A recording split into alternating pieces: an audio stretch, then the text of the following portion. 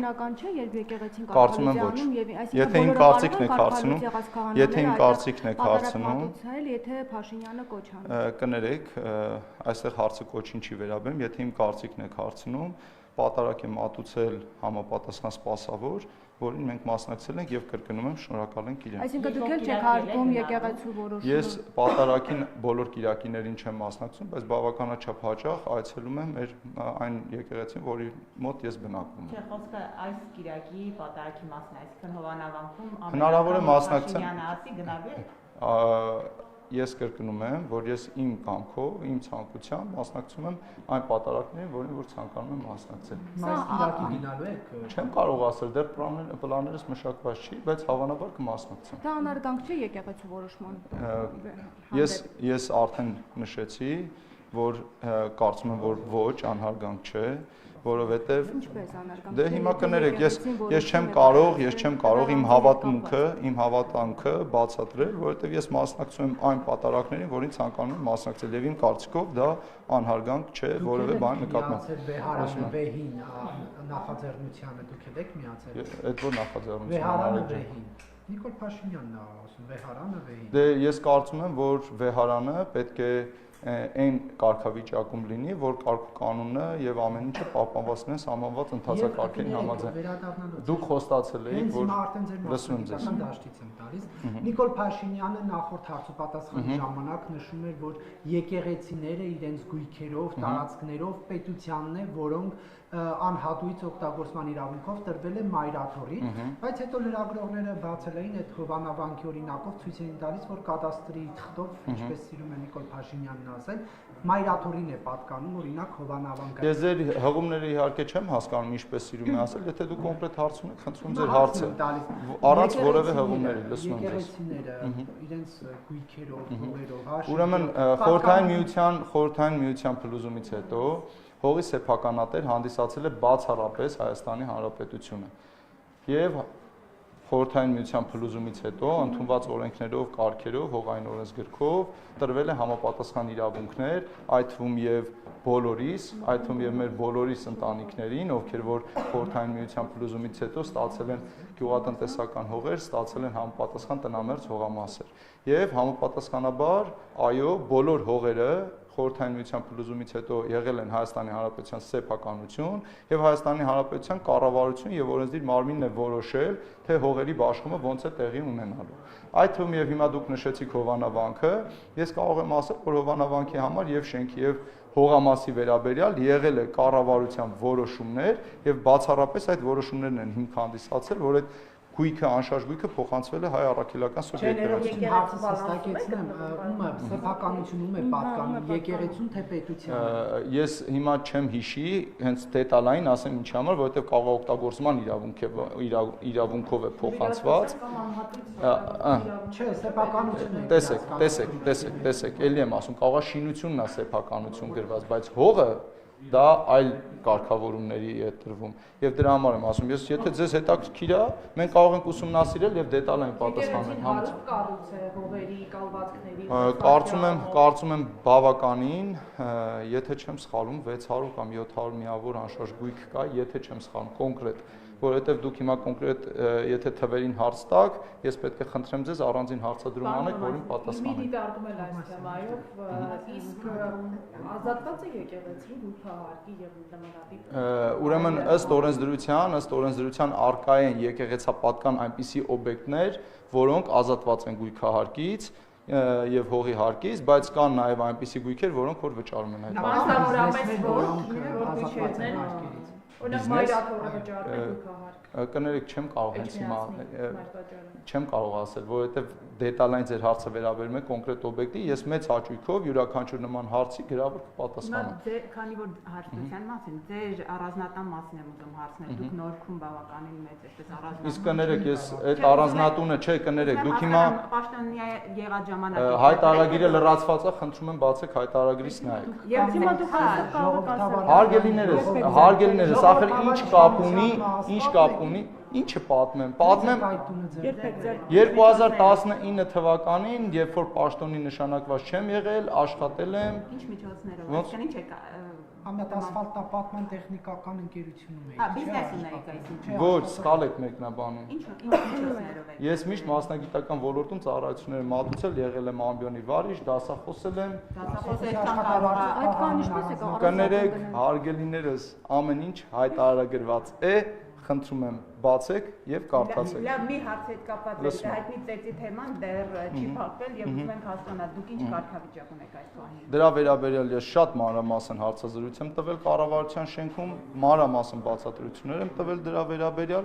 Ես հրավիրվել եմ հարցաքննության, դետալներ չեմ կարող բացահայտել, եթե ցանկություն ունեք դետալներին ծանոթանալ, դիմեք։ Ինչ կարգավիճակով եք հիմա դուք մասնակցում եք։ Ես հրավիրվել եմ հարցաքննության, մնացած վերաբերյալ ես չգիտեմ իրավաբանորեն ես իրավունք ունեմ տեղեկատվություն ձեզ փոխանցել, թե ոչ, կարող եք դիմել քննչական մարմնին, իրենք ձեզ մանրամասն կպատասխանեն։ Բոմասյան մի հարցի հետ կապված կուզեի անդրադառնալ Իրանցի այդ սահմանազատումը, որ եղավ, հետո հայտարարվեց նաև դուք էլ Դրա վերաբերյալ էլ ձեզ այդ բազմաթիվ անգամներ հարցազրույց եմ տվել։ Քարտեզների անճշտությունների մասին եք դուք ասում, հետո նաև ասացիք, որ այդ ուղղությամբ աշխատանքներ են տարվում այդ անճշտությունները վերացնելու։ Հիմա քանի որ առաջիկայում էլի սահմանազատում է լինելու եւ այլն շարունակում է գործընթացը, ուզում եմ հասկանալ հատկապես այն հատվածներում, որտեղ որ Ադրբեջանի հետ սահման է Հայաստանի սահմանին։ Այդ հատվածներում կան տեղեր, որ մարդիկ ունեն վկայականներ, բայց եթե սահմանազատում լինի, կրկին կկանգնեն Անշարժ գույքի վերաբերյալ ձեր յուրաքանչյուր հարցին ես կկարողանամ պատասխանել այն ժամանակ, երբ որ նույնականացված տվյալ ինձ ասեք։ Ես հիմա ասենց վերացական չեմ կարող պատասխանել։ Անշարժ գույքի, նայեք, կադաստրային քարտեզների մեջ արկա են բավականաչափ սխալներ, դրա վերաբերյալ կա կառավարության որոշում եւ այս պայդրությամբ նաեւ մենք մշակում ենք օրենք, գույքի գրանցման օրենքի մեջ փոփոխությունների փաթեթ, որը կոնկրետ անդրադարձ է կատարում կադաստրային քարտեզների սխալներին։ Դա գաղտնիք չէ, բոլորին էլ պարզ է եւ հասկանալի, որ նման խնդիրներ կան, բոլորս էլ մեր առօրյայում հանդիպում ենք։ Դեպքը, երբ որ կբացահայտվի, դեպքը կուսումնասիրենք կպատասխանենք։ Խնդրում եմ էլի ժողովուրդ ջան, լսում եմ ձեզ, հա։ Սահմանագծման թեմայով, մասնավորապես անկլավների հետ կապված կադաստրի կոմիտեն ունի բավականաչափ իրավական բազա, որպեսզի ապացուցի, որ դրանք մեր պայքարում եւ նաեւ միջելի որոշ տարածքների հետ։ Հարգելիներս, տեսեք, կադաստրի կոմիտեի գործառույթները հստակ նկարագրված են կանոնադրությամբ։ Կադաստրի կոմիտեն որևէ իրավական պարզաբանում, որևէ հաստատքի վերաբերյալ տալիս է միայն այն ժամանակ, երբ որ դա իր գործառույթների շրջանակում է։ Ձեր տրված հարցին կներեք, ես չեմ կարող պատասխանել այն իմաստով, որ ինձ նման դեպք հայտնի չէ, քանի որ գործառույթային տրամաբանության մեջ մենք չունենք որևէ նման տեղեկատվության պարզաբանում տալու հնարավորություն։ Մենք հանձնաժողովի, իմ տեղակալը հանձնաժողովի անդամ է, ակտիվ մասնակցում է, եթե որևէ պարզաբանում տալու հնարավորություն ու կարիք լինի, ապա հանձնաժողովի անունից համապատասխան պաշտոնյաները հայտարարություն կտան։ Այսինքն ենթադրվում է, որ մի օր այո ձեզ այդ հարցով դիմելու անհրաժեշտություն է։ Ես հիմա էլի եմ ասում, նայած ինչ հարցի մասին է խոսքը, եթե հանձնաժողովը աշխատանքների ընթացքում կգտնի մի կետ, որը որ կադաստրի կոմիտեի գործառույթների կվերաբերվի, մենք մեր պարտականությունները միշտ կատարում ենք բարեխիղճ ձևով։ Պարոն Թովմասյան, եւ արդյոք քննարկում է կառավարությունը ինչ-որ գույքեր մայրաթորից վերցնել, թե ոչ։ Ուրեմն կառավարության օրակարգում է Հայաստանի Հանրապետությունում սեփականաշնորհման ընթացակարգում թույլ տրված խախտումներով բոլոր գույքերի նկատմամբ ուսումնասիրություն իրականացնել, որը դուք այսօր էլ տեսնում եք, հատիկ առ հատիկ Հայաստանի Հանրապետության վերադարձող գույքերին, բոլոր կներեք, ես ուզում եմ շարունակեմ, խնդրում եմ հարցը ըստ էության եմ պատասխանում։ Բոլոր այն դեպքերը, որի ժամանակ, որի շրջակայքում թույլատրվել է օրենսդրական խախտումներ, այդ բոլոր դեպքերը պետք է ուսումնասիրության առարկա դառնան եւ դառնում են, անկախ դրանից, թե ինչ գույքի է դա վերաբերվում։ Մեկ ուրիշ հարց է, որ մենք պետք է կարգավորենք օրենսդրական խնդիրները, որոնք նախկինում թույլ են տրվել, եւ դրանից հետո արդեն առանձին որոշումներ կայացվեն։ Այսինքն եկեղեցին հետ վերցվի ինչ արվի, պետական գույքի կոմիտեին կծվի։ Բայց հիմա դուք այդ հարցը որ տալիս եք, որևէ նման դեպք էս պայդրությամբ ձեզ հայտնի է։ Դուք որ ասացիք բոլոր դեպքերը։ Եթե կբացահայտվեն նման դեպքեր առանձին, ես չեմ կարող ասել, դիմեք լիազոր մարմնին կասեն արդեն, թե եկեղեցին ինչ կա։ Իսկ դուք միայնակ եք գնացել Հովանավան, թե նաև հրահանգել եք ձեր աշխատակիցներին, որտեղ բացարձակապես միայնակ եմ գնացել, համայնքներից բոլորին պատասխանեցի ձեզ արդեն։ Ես նման բանից տեղյակ չեմ, հավաքված է եղել այնտեղ շատ հավատացյալներ, հայ առաքելական Սուրբ եկեղեցու հավատավորներ, բազմաթիվ մարդիկ են այնտեղ եղել, իսկ ես այնտեղ գնացել եմ բացառապես միայն։ Եկեղեցում քաղաքական հավաք չէ, երբ Ոչ, կոչեր են անում։ ոչ, եկեղեցում աղոթք էր, դուք չեք լսել։ Իսկ ծափահարությունը որևէ ձև արգելված է։ Իհարկե եկեղեցում չեն Կներեք, կրկնում եմ, իսկ որտեղ է գրված, որ որևէ ձևով արգելված է ծափահարությունը, եթե մարդու ցանկություն է որևէ բան ծափահարել։ Դե կներեք, կրկին անգամ ուզում եմ ասել, յուրաքանչյուր մարդ ազատ է կատարել այն, ինչը որ ինքը ցանկանում է կատարել, պահպանելով օրենսդրությունը։ Կներեք, ես նման բան չեմ տեսել։ Չեք տեսել։ Ոչ։ Չեք տեսել, որ քաղաքացու բերանը փակում Կներեք, չեմ տեսել եւ խնդրում եմ ավարտենք։ Հարգելիներս, հիմա ես լսեք, էլի խնդրում եմ, մի վարքյան։ Հաջա՞, Ինչու եք հունից դուրս։ ով է հունից դուրս գալիս, Նարեկ ջան։ Ես շատ հանգիստ պատասխանել եմ ամեն անգամ, կներեք, խոսում եմ, մի ընդհատեք։ Ամեն անգամ, երբ որ դուք ինձ կանգնացնում եք հարցազրույցի, ես շատ համբերատար կանգնում եմ, պատասխանում ձեր յուրաքանչյուր հարցին, վերջում դուք մի հատ նմանատիպ ռեպլիկ եք բացում, ինչու եք դուրս գալիս հունից։ Որտեղ տեսակ որ ես հունից։ Դուք տեսել եք որևէ ժամանակ, երբ որ ես հունից դուրս եմ գալիս։ Հարգելիներս, նման բան գոյություն չունի, համբերատար պատասխանել եմ յուրաքանչյուր հարցին, հիմա պետք է անցնեմ իմ աշխատանքին։